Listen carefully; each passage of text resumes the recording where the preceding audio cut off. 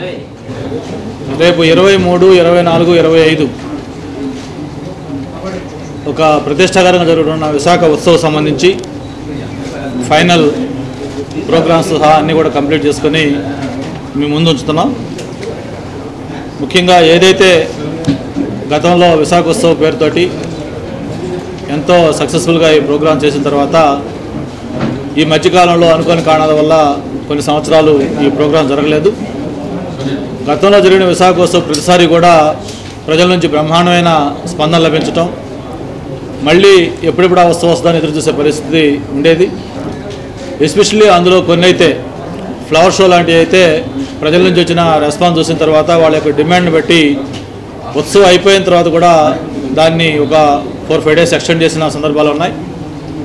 ఆ స్ఫూర్తితోటి ముఖ్యంగా ఏదైతే ఈ రాష్ట్రం విడిపోయిన తర్వాత విశాఖ అనేది ఒక సిటీ ఆఫ్ డెస్టినీగా, ఒక jewel of the east coast కింద, మరి ఒక హ్యాపరింగ్ ప్లేస్ కింద ఉన్న వైజాగ్కి బ్రాండ్ ఇమేజ్ని మరింత ప్రమోట్ చేసే విధంగా, ముఖ్యంగా ఈ ఉత్తరాంధ్ర సంబంధించిన కల్చరు, ట్రెడిషన్ ఇవన్నీ కూడా దేశంలో అందరూ కూడా తెలిసే విధంగా ఈ విశాఖోత్సవం అంగరంగ వైభవంగా చేయాలని చెప్పి అందరూ నిర్ణయించుకోవటం, దానికి సంబంధించి గత కొద్ది రోజులుగా కూడా జిల్లా యంత్రాంగం మొత్తం కూడా వివిధ రకాల కమిటీల పేరుతోటి మొత్తం వాళ్ళు కూడా ఏర్పాట్లు అవన్నీ సమీక్షిస్తూ ఎప్పటికప్పుడు వీటి మీద ముందుకెళ్తూ ఉన్నారు. అయితే మనకి మొన్న సీఎం గారి ప్రోగ్రాం, అలాగే ఒక 4 days ఈ పెద్ద పండుగ రావటం, సంక్రాంతి సంబరాలు అఫీషియల్గా స్టేట్ గవర్నమెంట్ చేయటం, వీటన్నిటితోటి ఈ 4-5 days ఈ విశాఖ ఉత్సవం మీద కొంచెం కాన్సన్ట్రేషన్ తగ్గడం జరిగింది. మళ్ళీ ఈరోజు జిల్లా అధికారులు అలాగే జిల్లా సంబంధించిన అందరూ నాయకులు కూడా కూర్చొని ఈ 3 రోజులు కూడా మార్నింగ్ టు ఈవినింగ్ మొత్తం ఏ వేదికలో ఏం ప్రోగ్రాం చేయాలి అనేది మొత్తం కూడా డీటెయిల్గా మాట్లాడటం, దాంతోపాటు మొత్తం నగరం మొత్తం కూడా ఒక పండగ వాతావరణం వచ్చే విధంగా ఏ విధంగా డెకరేట్ చేయాలి, ఏ విధంగా పబ్లిసిటీ కార్యక్రమాలు చేయాలి, మొత్తం బీచ్ రోడ్డు ఏ విధంగా అలంకరించాలి, దాంతోపాటు నగరంలో ఉన్న ప్రధాన కోడళ్ళు ఐలాండ్స్ వాటిని ఏ విధంగా డెకరేట్ చేయాలి, ఇవన్నీ కూడా డీటెయిల్డ్గా డిస్కస్ చేసి వాటిని ఫైనలైజ్ చేయడం జరిగింది. ముఖ్యంగా మనకి ఈ 3 రోజులు కూడా 4 వేదికలు. ఒకటి ప్రధాన వేదిక ఏదంటే ఆర్కే బీచ్ ప్రధాన వేదిక, అలాగే మధురవాడ జాతర ఏదైతే శిల్పారామంలో ఉందో అదొక వేదిక, 3వది ఉడా పార్కు, 4వది కైలాసగిరి, దాంతోపాటు గురిజాడ కళాక్షేత్రంలో కొన్ని ప్రోగ్రామ్స్. ఈ అన్ని వేదికల్లో కూడా ఆ 3 రోజులు రెగ్యులర్గా ప్రోగ్రామ్స్ ఉంటాయి. 23వ తారీఖు ఏదైతే స్టార్టింగ్ డే ఉందో ఆ స్టార్టింగ్ డే మధ్యాహ్నం 3 గంటలకి ఒక కార్నివాల్ తోటి ఈ ప్రోగ్రాం స్టార్ట్ అవుతూ ఉంది.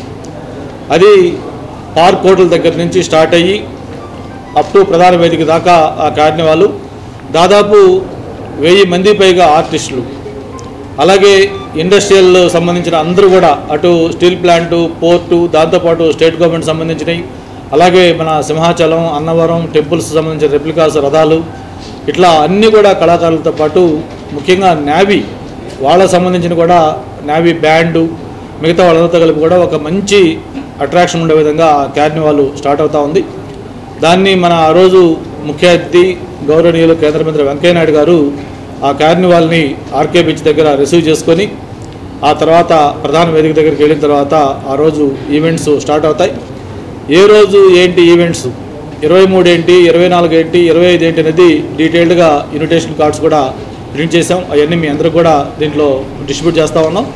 తర్వాత 3 రోజులు కూడా ఏ వెన్యూలో కూడా ఒకదానికి ఒకటి తీసుకోకుండా అటు కల్చరల్ ప్రోగ్రామ్స్ కానీ లేకపోతే మిగతా మ్యూజిక్ కానీ ఇవన్నీ కూడా బ్రహ్మాండమైన ప్రోగ్రామ్స్. మన స్థానిక కళాకారులతో పాటు బయట నుంచి కూడా అనేక మంది సినీ కళాకారులు, అలాగే నేషనల్లీ ఇంటర్నేషనల్లీ రినోవ్డ్ ఆర్టిస్టులు వీళ్ళందరినీ కూడా ఈ విశాఖ ఉత్సవ్కి తెప్పిస్తూ ఉన్నాం.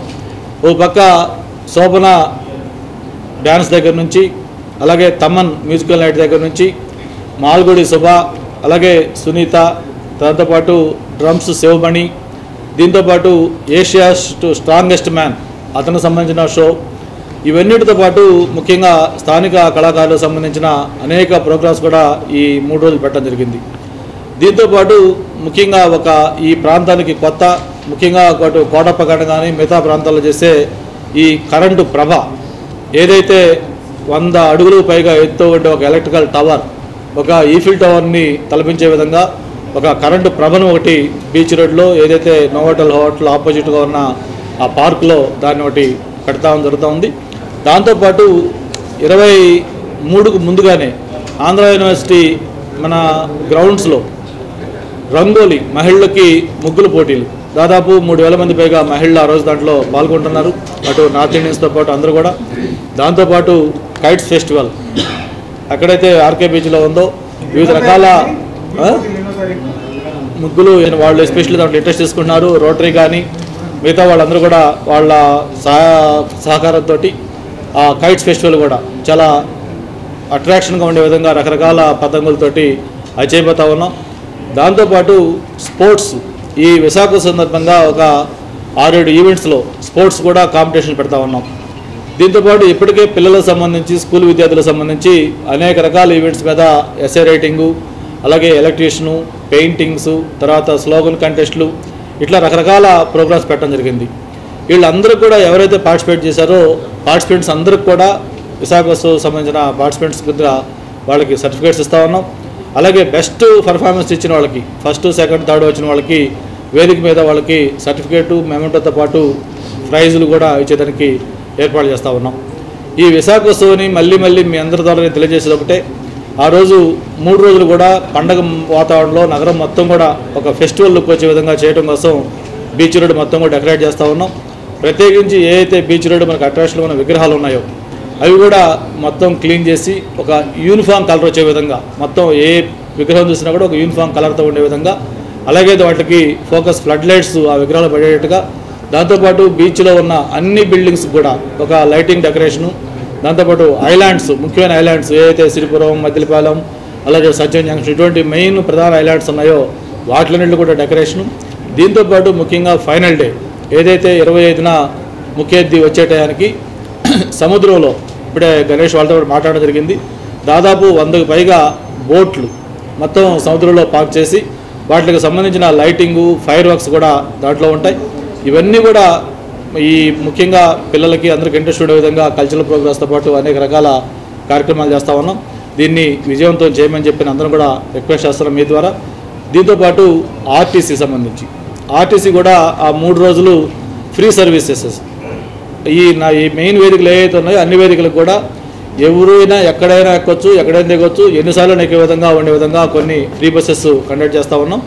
దాంతోపాటు అన్ని షాపుల వాళ్ళని అలాగే హోటల్స్ వాళ్ళు కూడా అడిగాం, వాళ్ళందరూ కూడా కోఆపరేట్ చేస్తూ ఉన్నారు. దాదాపు 150 స్టాల్స్ పైగా వాళ్ళ ఫుడ్ స్టాల్స్ కానీ మిగతా మనకు సంబంధించిన స్పెషలైజ్డ్ తెలిసిన స్టాల్స్ వాళ్ళు పెట్టుకుంటా ఉన్నారు. అంతేకాకుండా 3 రోజులు వాళ్ళ షాప్స్లో కానీ హోటల్స్లో కానీ ఒక స్పెషల్ డిస్కౌంట్ విశాఖోత్సవ సందర్భంగా కొనుగోలు చేసే వాళ్ళకి ఒక ప్రత్యేకమైన తగ్గింపు ఇచ్చే విధంగా కూడా వాళ్ళు మేము స్కీమ్స్ పెట్టుకుంటామని చెప్పని షాప్స్ వాళ్ళు చెప్పారు. అలాగే హోటల్స్ వాళ్ళు కూడా స్పెషల్ ప్యాకేజీలు ఆ 3 రోజులు ఇచ్చేదానికి వాళ్ళు అంగీకరించారు.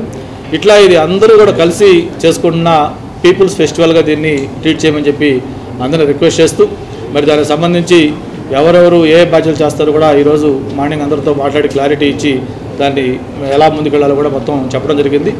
మిమ్మల్ని కూడా కోరేది ఒకటే, దీన్ని మన స్థానికంగా కాకుండా వీలున్నంత వరకు దాన్ని స్టేట్ వైడ్, నేషనల్ వైడ్ అందరికి కూడా పబ్లిసిటీ చేసి వైజాగ్ ఇమేజ్ ఏదైతే ఉందో వైజాగ్ ఒక దీన్ని అందరికి తెలిసే విధంగా ఎక్కువ ఫోకస్ చేయవలసిందిగా మేము అందరం కూడా రిక్వెస్ట్ చేస్తూ ఉన్నాం. అదే రోజు ఈ వే ఫౌండేషన్ వాళ్ళు ఒక 5K రన్ ఒకటి కూడా కండక్ట్ చేస్తామని చెప్పని మార్నింగ్ వాళ్ళు వచ్చి కన్ఫర్మ్ చేశారు. మార్నింగ్ వాళ్ళు టీషర్ట్స్ కూడా ఇచ్చి ఇనాగ్రేట్ చేసుకుని వెళ్ళారు. వాళ్ళది కూడా మార్నింగ్ ఒక 5K రన్ ఒకటి వాళ్ళు కూడా ఆర్గనైజ్ చేస్తూ ఉన్నారు. ట్రాఫిక్ సంబంధించి అవి కూడా అధికారులతో మాట్లాడడం జరిగింది. ప్రత్యేకించి ఉత్సవం ఎంత ఇంపార్టెంటో సేఫ్టీ సెక్యూరిటీ కూడా అంతే ఇంపార్టెంట్. దాంట్లో ఎక్కడ కూడా కాంప్రమైజ్ కాకుండా అన్ని ప్రికాషన్స్ బీచ్కి సంబంధించి కోస్ట్ గార్డ్స్, స్విమ్మర్స్ వీళ్ళందరినీ పెడుతున్నాం, ఫెన్సింగ్ చేపిస్తున్నాం, అవన్నీ కూడా ప్రికాషన్స్ తీసుకుంటున్నాం. అలాగే ట్రాఫిక్ కూడా ఇబ్బంది లేకుండా సత్యనారాయణ గారు సజెషన్ చేశారు. ట్రాఫిక్ ఎట్లా ఏంటి ఒక ప్లాన్ కూడా గీసి ఇస్తే అది కూడా ఇన్విటేషన్తో పాటు అందరితో పబ్లిష్ చేస్తే వాళ్ళు కూడా ఇబ్బంది పడుకుంటారని చెప్పారు. ఆ ప్రికాషన్స్ కూడా తీసుకుంటాం. అదే వెహికల్స్ బ్రూఫింగ్ పెడుతున్నాం అండి. ఏంటి ఎంత ఎక్స్పెండిచర్ అవుతుంది, ఎవరెవరు ఏం చేస్తున్నారు అవన్నీ కూడా అందరి ముందే డిస్కస్ చేయడం జరిగింది. అందుకే చూడు, గతంలో అలిగేషన్స్ ఉన్నాయా, ఏం జరిగి వదిలేయండి. ఇప్పుడు 100% ట్రాన్స్పరెంట్గా దీన్ని చేస్తా ఉన్నాం. దీంట్లో ఎవరికి కూడా ఎటువంటి అలిగేషన్స్ లేకపోతే కూడా అడ్వర్టైజ్ అవసరం లేదు. అందరూ కూడా పీపుల్ ఫెస్టివల్ని ట్రీట్ చేస్తూ ఉన్నాం. జీవీఎంసీ కూడా మెయిన్ ఎవరైతే మనకి వింగ్స్ ఉన్నాయో వాళ్ళని మెయిన్ రోల్ తీసుకోమన్నాం. వాళ్ళతో పాటు మనకు Visakhapatnam steel plant, port, HPCL, Gangavaram port, అలాగే మనకి చందనాల అటువంటి అందరూ కూడా ఉన్నారు. నిన్న చందన అతను వచ్చి 10 lakhs ఇచ్చి వెళ్ళిపోయాడు. అట్లాగే చాలామంది కూడా చాలా ఇంట్రెస్ట్ చూపిస్తున్నారు. ఎందుకంటే ఒక అకేషన్ ఇది మేము అందరం కూడా పార్టిసిపేట్ అవుతాం, అందరూ ఇన్వాల్వ్ అవుతామని చెప్పి వాళ్ళు స్వచ్ఛందంగా ముందుకు వస్తున్నారు. ఏదో కొన్ని పేపర్లో ఒక్కొక్కరు చెప్పి చేస్తా ఉన్నాం, దీన్ని కోఆపరేట్ చేయండి, దీన్ని చేయండి అని అడుగుతున్నారు. వాళ్ళు ఇష్టం వచ్చిన వాళ్ళు చేస్తా ఉన్నారు. కొంతమంది మాకు వీలు కాదంటే మేము హుదూదులు ఆశ అయ్యా మేము చేయలేకపోతున్నాం అంటే అటువంటి కూడా ఏం కాదనట్లా. ఎందుకంటే ఇట్స్ పీపుల్స్ ఫెస్టివల్, అందరూ కలిసి వైజాగ్ బ్రాండ్ ఇమేజ్ మిగతా ప్రాంతాలు తెలియాలి, వైజాగ్లో ఏ విధంగా ఉందనేది అడ్వాంటేజ్ తెలియాలి ఉద్దేశంతో ఈ ఫెస్టివల్ చేస్తా ఉన్నాం. సేఫ్టీ వైజ్ ఇక దానికి అందుకే చెప్పింది మీకు, స్విమ్మర్స్ ఉంటున్నారు, కోస్ట్ గార్డ్ ఉంటున్నారు, ఫెన్సింగ్ ఉంటుంది. ఎక్కడైతే మ్యాక్సిమం పౌర్ణమి అమావాస్యకి మ్యాక్సిమం నెలకు వస్తుందో దాని నుంచి కూడా మినిమం ఫీట్ గ్యాప్ ఇచ్చి మేము అంతా పెడతా ఉన్నాం. ఖచ్చితంగా సేఫ్టీ విషయంలో కాంప్రమైజ్ కాదలుసుకెళ్ళు.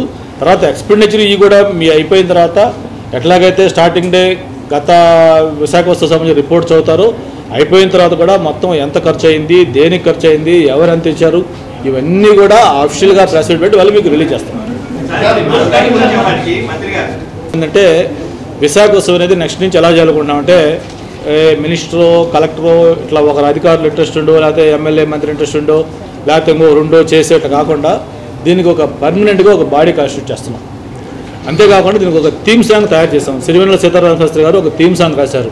ఒక చిన్న మత్స్యకారుల గ్రామం ఈరోజు ఒక అమెరికన్ ప్రెసిడెంట్ చేత వరల్డ్ ఏదైతే ఉందో ఒక స్మార్ట్ సిటీగా ఎన్నిక కాబడిందో దాని డెవలప్మెంట్ క్రానలాజికల్గా ఎలా డెవలప్ అయింది, ముఖ్యంగా వైజాగ్ ఉన్న బ్యూటీ ఏంటి, ఒక పక్క కాస్మోపాలిటన్ కల్చరు, మరో పక్క ఫక్తు గ్రామీణ వాతావరణం, మరో పక్క ట్రైబల్ కల్చరు, మనకున్న కొండలు, సముద్రాలు, అరకు వ్యాలీ, బుర్రా కేవ్స్, ఇటువంటి అన్నింటిలో కూడా ప్రొజెక్ట్ చేస్తూ వైజాగ్లో ఉన్న అడ్వాంటేజ్ ఏంటి, ఇక్కడ ఉన్న లోకల్ ఆర్టిస్టులు ఎలా ఉంటాళ్ళు, ఎవరెవరు ఇక్కడ పుట్టారు, దీని యొక్క గొప్పతనం ఏంటి తెలిసేది ఒక థీమ్ సాంగ్ కూడా తయారు చేస్తాం.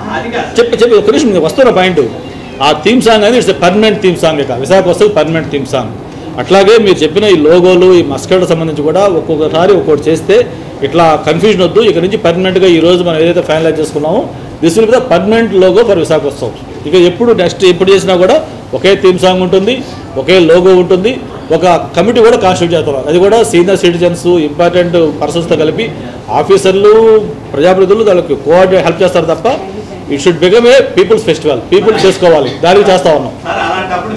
World's biggest man made waterfall చేద్దామా, లేకపోతే ఇంకేదైనా అక్వేరియం చేద్దామా, లేకపోతే ఇంకెటువంటి ఏమైనా చేద్దామని ఆలోచన ఆల్రెడీ ప్రభుత్వం థింక్ చేస్తూ ఉంది. డెఫినెట్గా వైజాగ్ అంటే మీరు అన్నట్టు గుర్తొచ్చే విధంగా ఒక ఐకాన్ ఒకటి మాత్రం ఖచ్చితంగా చేయాలని ఉంది. బట్ అది ఏం చేయాలి అంటే కొంచెం టైం పడుతుంది కాబట్టి నెక్స్ట్ అది డెవలప్ అయినాక దాన్ని కూడా మనం చేసుకోవచ్చు.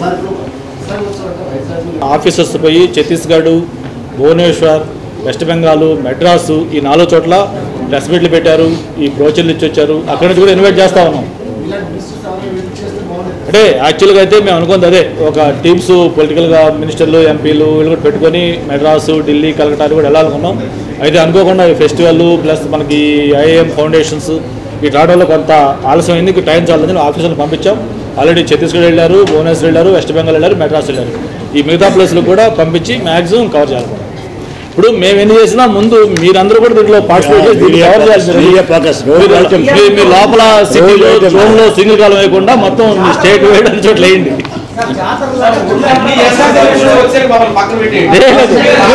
ఎక్కడ కవర్ చేస్తున్నారు?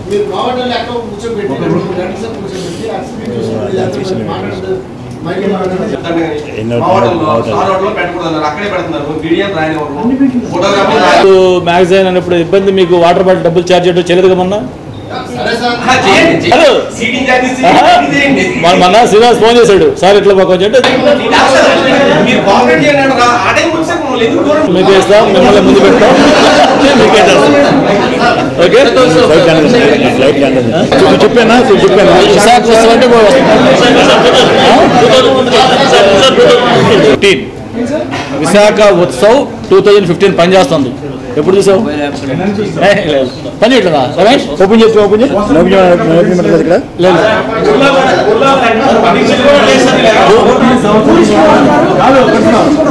ప్రతి సంవత్సరం కూడా డిసెంబర్ 25 క్లోజింగ్ డేట్ తోటి విశాఖ ఉత్సవం ఉంటుంది. ఈ సంవత్సరం పెట్టాల్సింది బికాస్ ఆఫ్ ముద్దు వల్ల